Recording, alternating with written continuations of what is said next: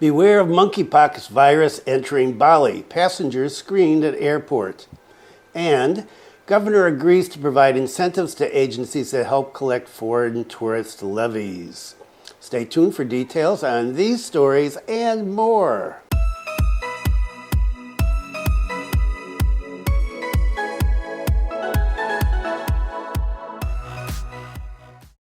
Welcome to the latest news from Bali in Indonesia. This is August 27, 2024, and my name is Bruce, and Selamat Siang. And what is the weather like today? Well, 29.4 degrees Celsius, humidity is 56%, really low compared to recently, and the wind speed is 14.4 kilometers per hour here in the Kampung. And what can I say? Another beautiful day. I think I say that all the time. Still in the dry season, water becomes an issue around this time, the end of August and into September, when it hasn't rained for a long time. So we could use a little bit of rain to fill up those reservoirs. So a lot of stuff to talk about.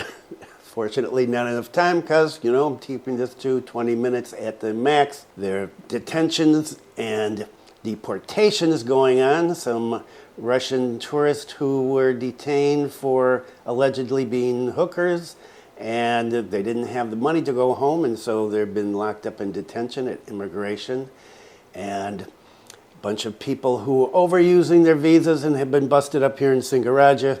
And this ongoing investigation of a school for foreigners, alleged school for foreigners, and the foreigners involved have been brought in for questioning, and according to a recent story, the school is not operating at this point. So a lot of that kind of stuff going on here. Let's get into the stories today. We got rid of COVID, right? Pandemic has been gone now for what, a couple of years? I don't know, a year and a half.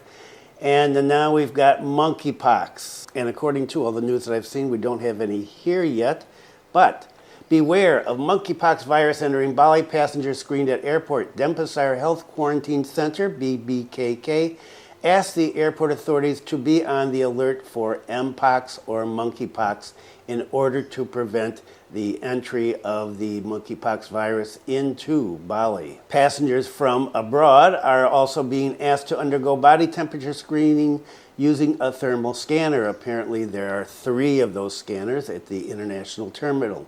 If the passenger's body temperature reaches 37.5 degrees Celsius, further examination will be carried out. This follows the determination of Mpox disease as a public health emergency of international concern by the World Health Organization on August 14, 2024.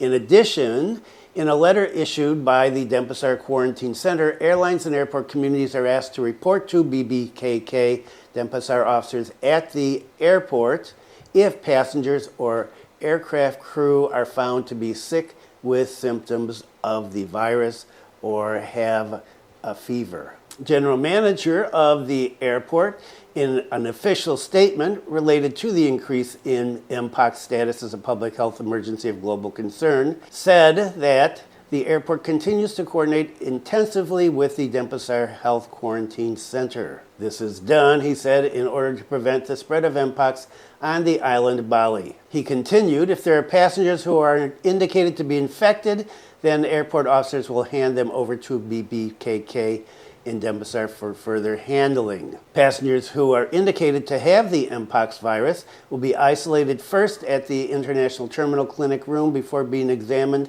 and then referred to a hospital. He also added that up through Wednesday, this last week, his party had not found any passengers who indicated they were infected with the Mpox virus. And on another Mpox story, Mpox spread. Sandiaga says there is no ban on Thai citizens entering Indonesia. The Minister of Tourism and Creative Economy, Pak Sandiaga, said that until now there's been no ban on Thai citizens entering Indonesia.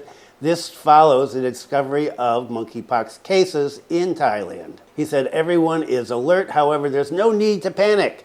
And the narrative that we convey is that Indonesia is open. He also reminded residents to maintain their health, especially when they have just returned from abroad, and always check with the heat detector as well as a physical examination at the airport.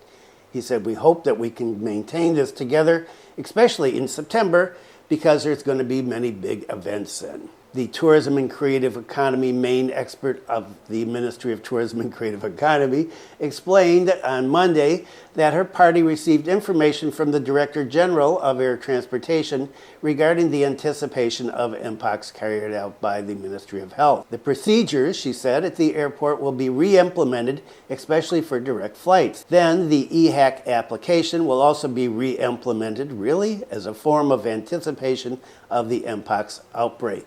It means that the Ministry of Health is alert at destinations at the gates, and we will treat this like we did during COVID. That's not a good sign. It is known that a new, more deadly type of Mpox has entered Thailand. This marks the first case of the entry of clade 1b in Asia. So, no need to panic. Let's not get into another pandemic. Just what we do not need. So the government is being proactive on this, and I don't know, are people actually being scanned? You know, the government sometimes says things, airport authorities sometimes say things, and it doesn't always kind of work out that way in actual practice. So if you've gone through a thermal scanner when you've arrived recently, leave a comment and let us know. Okay, and what about the tourist tax or the tourist levy, whatever you want to call it, right? The one that sometimes people pay and sometimes they don't pay. Well, some new information on that. Mahendra agrees to provide incentives to agencies that help collect foreign tourist levies. The acting governor of Bali, Pak Mahendra, approved the proposal of the Bali Regional People's Representative Council to provide incentives to agencies or various parties to help collect the levies. He said, we agree to immediately revise Regional Regulation Number 6, 2023, by adding an article to provide incentives for assistance to collect the foreign tourist levies. I always thought that the easiest way to do this would be to continue to offer it online, which they do as far as I'm aware, or to have people do it at the airport and then check it before you leave. That seems to be the simplest way to do this, but I don't know.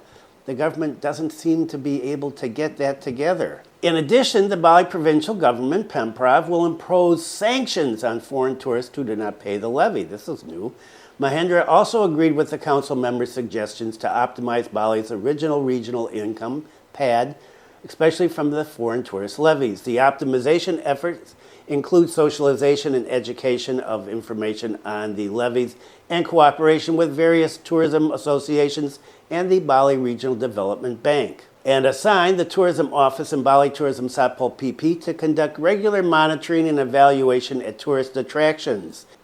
Then, the Bali provincial government also continues to analyze and evaluate problems to encourage and optimize income from third-party cooperation such as in Nusa Dua and the Bali Cultural Center. So up till now, I hadn't heard about sanctions. If you were caught not paying, then you were told to pay immediately, and that was that. But this sounds a little more serious. It doesn't say what these sanctions are, if that's going to be a fine or what. But this is something that's been known for 6, 7, 8, 9 months now, and still is an issue. And how is the money being used? That's another good question I don't know the answer to. And what about rabies? Haven't talked about rabies in a while. Beware, until July 2024, dog bite victims in Buleleng have reached 3,504. We're the second highest on the island.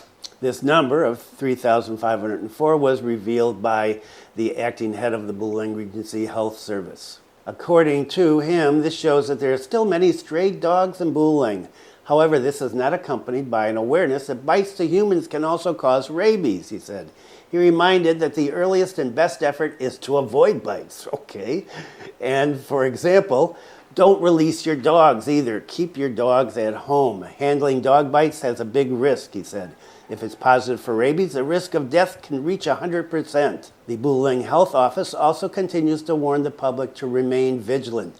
This is done so that there are no rabies cases due to these bites. Moreover, looking at data from the Bali province, the Buleleng Regency has come in second, as I said before, with rabies cases, and we've had 42 since January this year. Fortunately, the victims of the bites here received the VAR, the anti-rabies vaccine, and so they were okay. They were free from rabies infection. And what about the availability of the vaccine? Buleleng Health Office said that currently there are 3,200 vials, which amount is said to be still in the safe category. If one patient is bitten by a positive dog, they need to have 4 vials. So the vaccine is going to be enough for 800 people, he said.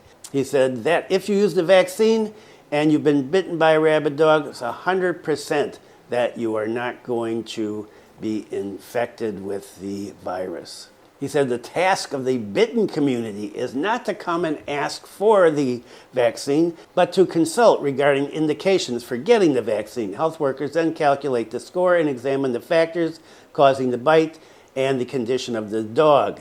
He said, don't just ask for the VAR after being bitten. This will cause chaos, which will result in an insufficient amount of the vaccine, because when you're bitten, you're not always bitten by a rabid dog. Okay, and one final story.